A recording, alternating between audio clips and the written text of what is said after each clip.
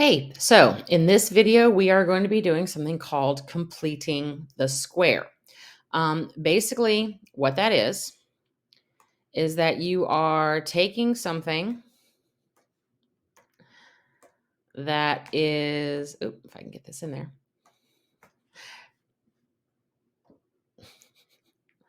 taking something that is basically not factorable. Okay, and we've seen some standard form that was not factorable where you couldn't break it down to intercept form. And that was why we talked about using the quadratic formula. So taking something that is not factorable and making it actually into a perfect square. All right, so reminder, your perfect squares are those numbers that are multiplied by themselves, like 3 times 3, 4 times 4, 5 times 5.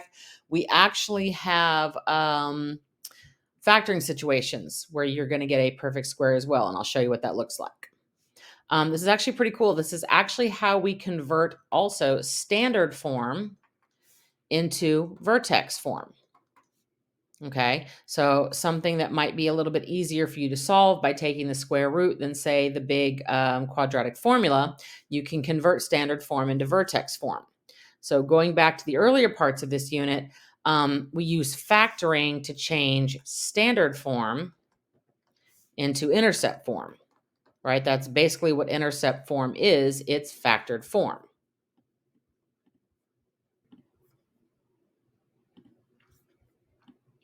All right, so let's take a look at the steps.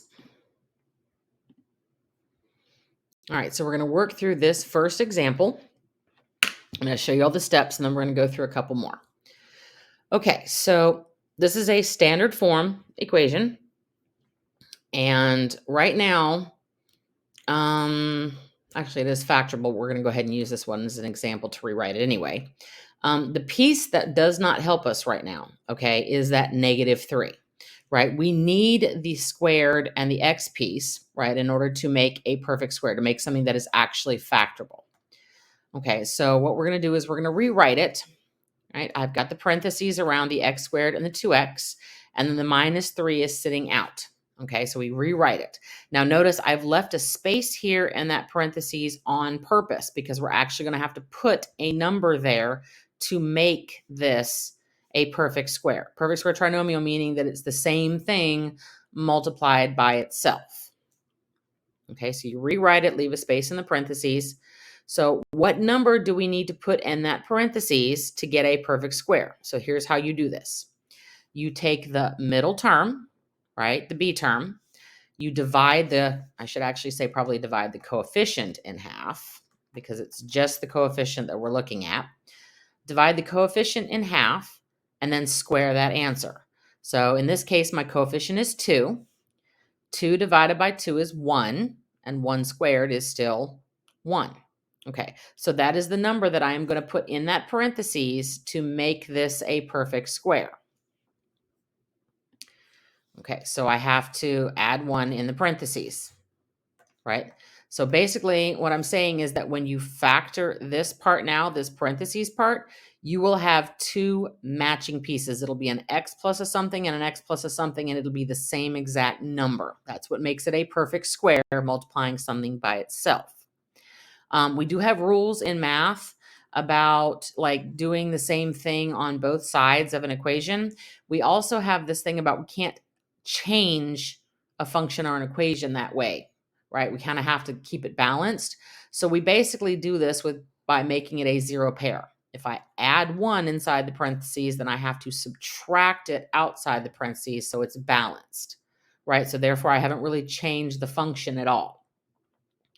Okay, so I've made this a perfect square to factor it, and I now have a -1 to balance it on the outside. So now what we're going to do is factor it and then simplify. We're going to factor the parentheses and simplify what's outside the parentheses. Now, if you remember your factoring, okay, your factoring, you would split the middle term, right? The product is 1 and the sum is 2. So that would have to be split into 1 and 1 to get that to work. Because of that, you're going to get the same number twice, right? We can actually show it out on the box. Since the product is 1 and the sum is 2, that's going to be x squared, 1x, 1x, and 1. So your factors are going to be x plus 1 and x plus 1. So you have matching factors, right? So if that breaks down to x plus 1 times x plus 1, keep in mind we're trying to convert this to vertex form. We have a shortcut way that we can write this. That means I am multiplying x plus 1 times itself. See, that looks like the beginning of our vertex form that we want. Now, I do want you to notice something. There is a little shortcut to this. Okay? What did you get when you divided your middle term in half? Right? What did you get when you divided the 2 in half? 2 divided by 2 is equal to 1, right? Well, that is going to be that matching piece when you factor, right? That's going to be what's inside your factor that gets there. And then we simplify the -3 and the -1. And this is what our final product looks like. And it is now in vertex form. So we could actually change that 0 back to a y, right? And we would have this in perfect vertex form. So my vertex is -1, -4.